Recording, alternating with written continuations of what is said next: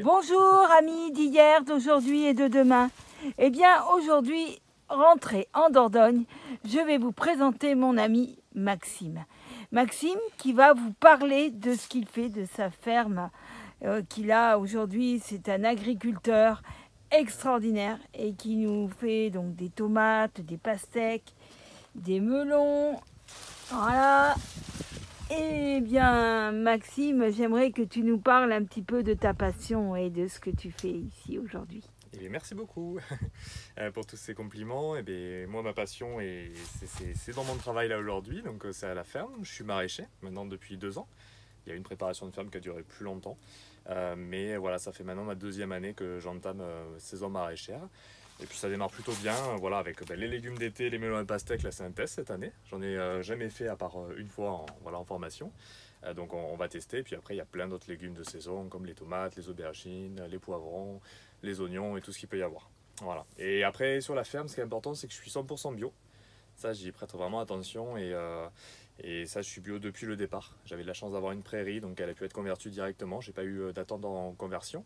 Et puis aussi, je travaille en sol vivant. Donc le sol vivant, c'est quoi? C'est d'apporter beaucoup de matière organique au sol. Ça peut être de la paille, du compost, du foin, du fumier, etc. Pour vraiment nourrir les micro-organismes qui, eux, vont décomposer toute cette matière pour aérer le sol, laisser passer l'air et l'eau.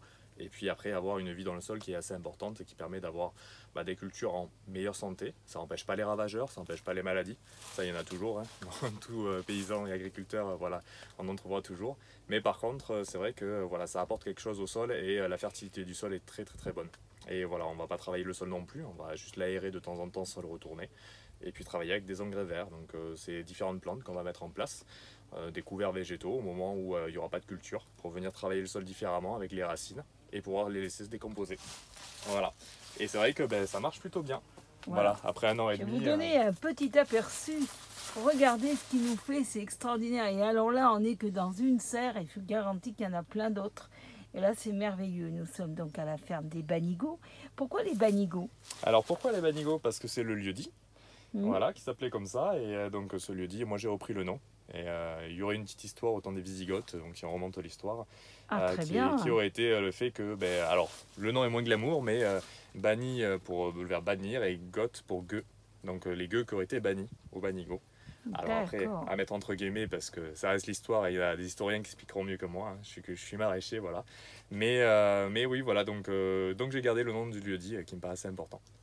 Super, merci à toi. Et donc, je vous mettrai donc l'adresse, le lien si vous passez, pour ceux qui n'habitent pas ici. Si vous passez en Dordogne, dans le Périgord, venez voir la ferme des Banigots parce que c'est vraiment super. Pour ceux qui viendront me voir, évidemment, je vous y emmènerai. Et pour tous les autres, voilà, la découverte d'un lieu, d'une magie, d'une famille. Et c'est vraiment magnifique. En tout cas, ouais, parce que vous travaillez en famille, hein, en plus. Hein. Oui, de temps en temps, j'ai de l'aide familiale, ouais. Voilà. Et donc, voilà, tout simplement, il a été soutenu. Et ça, c'est beau. En tous les cas, je vous souhaite à tous une magnifique journée et bienvenue à la ferme des Banigots.